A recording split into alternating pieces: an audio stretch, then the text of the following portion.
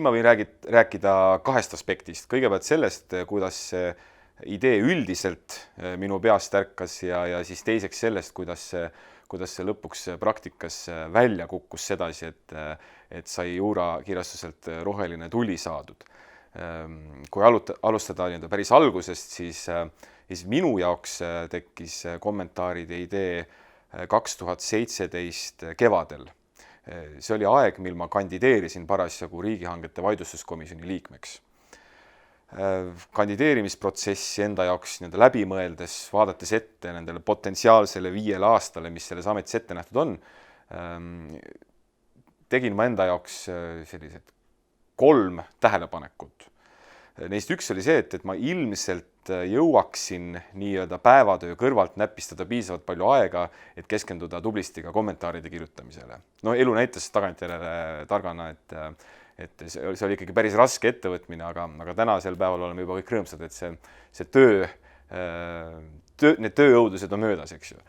Siis teine äratundmine oli see, et kui mind peaks vaidlustuskomisjoni liikmeks valitama, siis ma tahaks kõik need 5 aastat täie rauaga sellele valdkonnale keskenduda ja kommentaaride kirjutamine tundus sellesse pilti väga hästi sobivat. Ja viimaseks sain aru, et vaidlustuskomisjoni liikmena on hea võimalus ja tegelikult eelkõige ka kohustus hoida ennast igapäevaselt selles kitsas valdkonnas absoluutses tippvormis, mis annab siis väga hea stardipositsiooni kommentaaride kirjutamiseks. Ja kõik need kokkupanduna tekitasid minus siis sellise idee, et võiks seda kommenteeritud väljaannet kokku panna. Aga kuidas see asi päriselt sündis, siis see on natukene sellisem, isegi halekoomilisem, ma võiksin öelda. Nimelt juhtus sedasi, et ma kirjutasin juurakirjastusele, kellele siis veel, Eestis nemad ju on need põhilised, kes juuraraamatut kirjastavad, kirjutasin valmis e-kirja.